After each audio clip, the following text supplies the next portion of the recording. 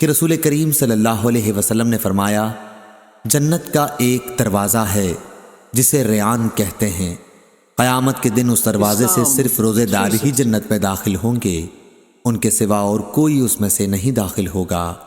پکارا جائے گا کہ روزے دار کہاں ہیں؟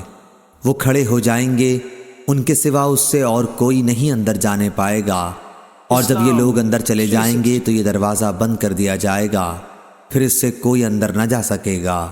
صحیح بخاری حدیث نمبر 1896۔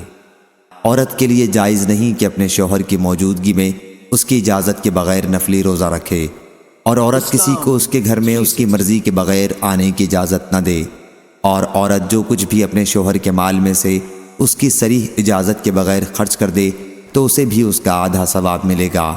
اس حدیث بخاری حدیث نمبر 5195۔